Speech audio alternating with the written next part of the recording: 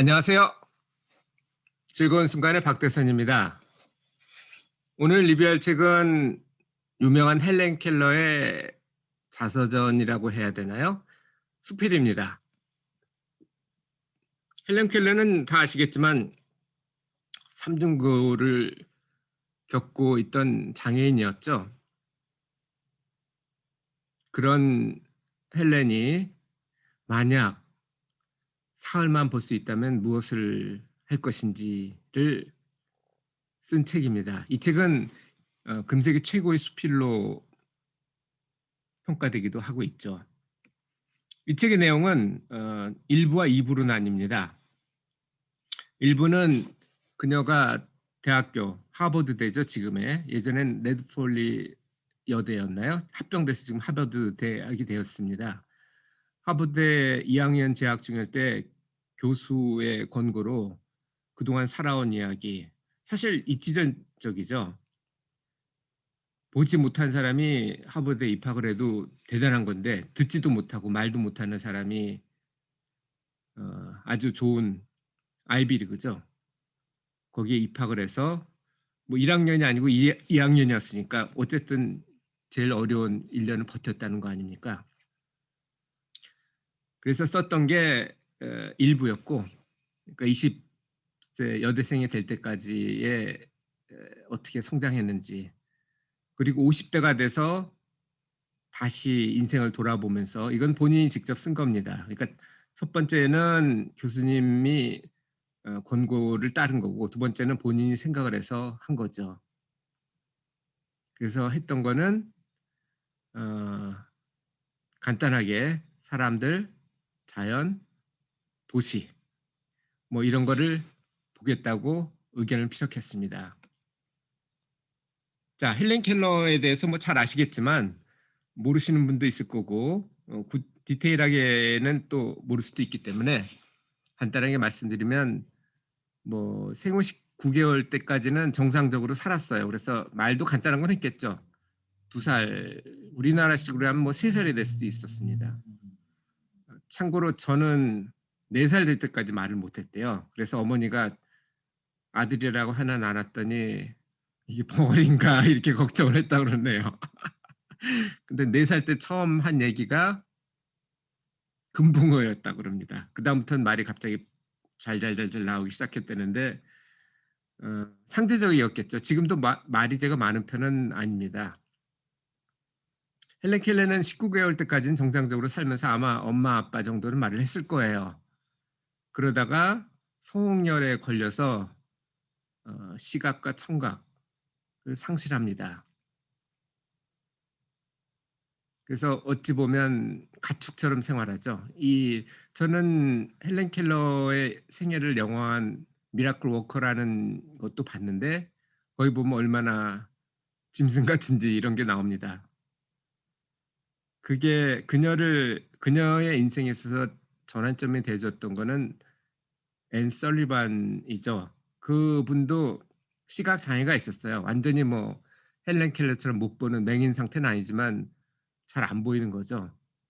그런데 시각 장애 학교를 나오면서 졸업을 하고 그거를 어느 정도 극복을 했는데, 헬렌 켈러에게 7살 때 소개돼서 교육을 시작합니다. 그 미라클 워커라는 영화에 보면은 얼마나 처음에는 그 짐승 같은 헬렌 켈러와 싸우는지 그런 것들이 아주 생생하게 나오죠.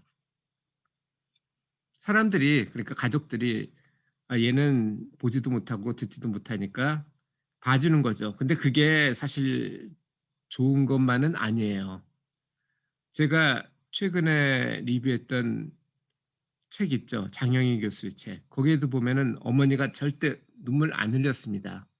왜냐하면은 눈물이 해결책이 아니라는 걸 알려주기 위해서였죠. 그렇다고 뭐 못 느끼는 건 아니겠지만, 저는 그 장혜희 교수의 부모님의 방침이 맞았다고 생각합니다. 이 헬렌 켈러의 부모님은 그런 면에서는 우리나라의 부모님보다는 조금 덜했죠. 그래서 앤 설리번이 엄청나게 고생을 합니다만, 결국은 이러한 중복장애를 가진 헬렌 켈러를 우수한 대학교에 진학을 시키고 그리고 위인 전기에 나올 정도의 사회 운동가로 어 성장하도록 많은 도움을 줍니다. 물론 본인의 노력이 가장 중요해요. 하지만 그 노력을 이끌어내는 그러한 교사의 역할도 중요하다고 생각합니다. 헬런 켈러한테는 부모보다 앤 설리반을 만난 게 더 중요하지 않았나 생각을 해요. 헬런이 어떻게 이러한 어려움을 극복했는지 아까도 말씀드렸지만 시각과 청각을 상실했어요. 그러면서 듣지를 못하니까 말도 19개월 때까지는 했겠지만 못했어요.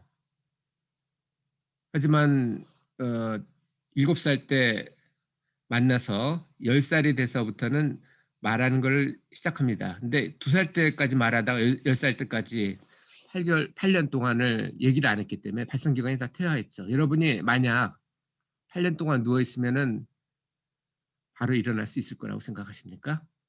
뭐 그럴 가능성은 거의 없죠, 식물 인간인 경험 말고는. 그런데 8 년을 갖다가 안 썼다면은 그거는 근육도 그렇고 안 쓰는 건 다 퇴화되거든요. 고생은 많이 했습니다. 하지만 수화로 하는 것보다는 훨씬 낫죠. 보통 수화랑 또 달라요. 못 듣는 사람의 수화는 보면서 하죠. 하지만 헬렌 같은 경우는 듣지도 보지도 못하기 때문에 촉감을 이용할 수밖에 없거든요. 수화를 딱 나타내면 그걸 손으로 만져보고 이해하는 형태였습니다. 그러다가 대학교 가면서는 점자 타자기를 활용할 수 있게 되죠. 그게 훨씬 낫죠.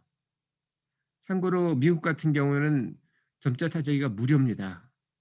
이게 뭐 원가가 무료라서 무료가 아니고 복지 차원에서 기업에서 도네이션을 하기도 하고 정부도 서포트를 하고 그래서 한국보다는 훨씬 좋은 장애인한테는 어 선진국이라고 저는 생각을 합니다. 저도 저번에 말씀드렸지만 한국에서는 해양대를 못 가서 캐나다에 유학을 온 거고 해양대에. 그리고 장혜인 교수도 한국에서는 대학원 진학을 못해 가지고 뉴욕대로 유학을 왔던 거죠. 그게 전화위복이 되긴 했습니다만 헬렌이 활용했던 방법은 촉각과 후각 그리고 더 중요한 게 있죠. 물론 촉각과 후각이 없었다면 불가능했겠지만 어쨌든 반이라도 가지고 있으면은 인내력과 그리고 그것을 통한 상상력이 있었고요. 그리고 이건 본인 얘기고 이러한 본인을 옆에서 끌어준 사람이 있었습니다. 그 사람이 실력도 많고 그리고 본인 자신도 장애를 겪었기 때문에 이해성도 높은 설리반이었죠. 자, 그래서 결국 헬렌은 5개 국어로 책을 읽게 됩니다. 영어는 물론이고 독어도 상당히 능통했다고 그래요. 그래서 좋은 성적을 대학교에서 받았다고 합니다. 그 외에도 처음 시작했던 게 불어였고 라틴어는 지금은 뭐 안 배우지만 그때만 해도 필수 과목이었어요. 그래서 라틴어 배웠고 라틴어 다음에 하는 게 그리스였죠. 하지만 더 중요한 게 있습니다. 이 그림에도 보시면 아시겠지만 세상에서 가장 아름답고 소중한 건 보이지거나 만져지지가 않는 거죠. 이거는 느낌이죠. 헬렌이 활용한 방법 중에 어쩌면 이 가슴으로 느낄 수 있는 그런 것이 가장 중요하지 않나 생각합니다. 그리고 이 사흘 동안 뭘 하는지 그거에 대해서도 어쩌면 가슴으로 느낀 거를 썼기 때문에 훨씬 더 우리의 마음 심금을 울리는 게 아닌가 하는 생각을 해 봅니다. 구체적으로 그녀가 생각했던 거는 첫날에는 가장 보고 싶었던 셀르반 선생님을 포함해서 나를 도와준 사람들 그중에는 부모님도 있겠죠. 물론 부모님은 현실적으로 도와줬다기보다는 어찌 보면 망친 거긴 하지만 그래도 부모님이 그렇게 경제적으로 나름 어 윤택했고 그리고 선생님을 붙여주지 않았다면 불가능이겠죠. 대학교에서도 친구들이나 교수님들 이런 분들을 손으로만 만져서 느낄 수 있었겠지만 만약 눈이 있다면 그분들을 보고 싶었다고 합니다. 그리고 일출의 장거 이 저는 아프리카 가서 일출이 얼마나 아름다운지를 느꼈는데요. 한국과는 또 다릅니다. 일몰도 아름답지만 일출은 훨씬 더 아름답습니다. 그런데 일출을 물론 어렸을 때 봤긴 했을 거예요. 19 개월까지는 정상이었으니까. 다 잊어먹었겠죠. 50 년이 지난 동안. 정확히 얘기하면 뭐 48년 이상이 되겠지만 언제 썼는지 잘 기억이 안 나서요. 일출을 보고 자연의 아름다움을 보고 그리고 자연의 아름다움도 뭐 사흘 하루 동안 만약 본다면 다 못 보겠죠. 그래서 그 대신 박물관에 보면 많이 모아 놨기 때문에 그걸 보고 음악은 들을 수 있지만 그림은 볼 수가 없잖아요. 아 음악도 못 듣네요. 하지만 음악은 촉감으로 느낄 수 있습니다. 예를 들어서 드럼 같은 걸 치면은 그 필이 오죠. 바이브레이션이 있으니까. 근데 미술, 그림은 이게 불가능합니다. 미술관을 가고 연극을 보고 그리고 마지막 날에는 보통 사람들이 살고 있는 도시를 보고 싶다고 했습니다. 맨하탄의 빌딩에 올라가서 도시가 얼마나 자연도 아름답지만 도시도 아름답거든요.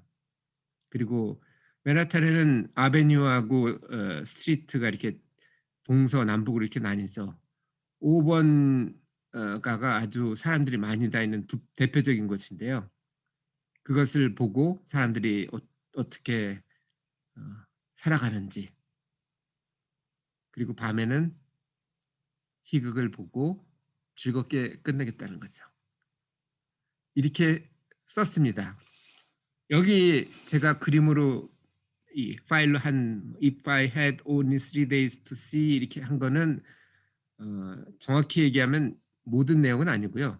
거기서 일부만 딴 겁니다. "삶의 세상 볼 수 있다면 첫째 날은 사랑한 이의 얼굴." 여기서 사랑한 이의이라는 거는 뭐 헬렌 켈러가 뭐 연애할 만한 그런 상황은 아니었기 때문에 부모님, 선생님, 친구들 뭐 이런 거죠. 이 뒤에 쭉 나올 겁니다. 많이 생략됐어요. 그리고 밤이 아침으로 바꾸는 기적. 그리고 마지막은 사람이 오가는 평범한 거리. 이게 아베뉴죠. 피프스 애베뉴. 저도 맨하탄에 가 봤지만 정말 사람이 많습니다. 한번 가 보세요. 즐겁습니다. 저는 여행을 좋아하는데 여행 가면 꼭 가는 곳이 있습니다. 현지 시장이에요. 거기 가면 사람들이 얼마나 생생하게 사는지 볼 수가 있어요. 마지막으로 본다는 것은 가장 축복이라고 그랬죠. 우리는 당연하다고 생각해요. 보고 듣고 말하고 이런 건 물론이고 먹는 것. 우리 예전에는 식사 기도를 했죠. 아버지 하느님 물론 뭐 저는 교회 다니는 사람은 아닙니다만 교인들 같은 경우는 일용할 양식을 주셔서 감사합니다. 이렇게 시작을 했죠. 저는 고등학교 때 캐톨릭 미션 스쿨에 다녔거든요. 그런 얘기를 많이 들었어요. 그런 기도를. 그건 좋은 생각이라고 합니다. 당연하다고 생각했지만 사실 그게 당연하지가 않아요. 헬런 켈러를 보면 알 수 있죠. 음식도 그렇고요. 공기도 그렇고 물도 그렇습니다. 그게 없으면 죽어요, 우리는. 그게 당연하지 않아요. 많은 식물과 동물이 희생을 한 거고 우리는 태양으로부터 광합성을 하지를 못하거든요. 내가 크는 것도 나를 여태까지 도와줬던 많은 사람들이 있습니다. 가깝게는 부모님부터 시작해서 선생님 그리고 사회 모든 분들이 나에게 많은 도움을 주셨어요.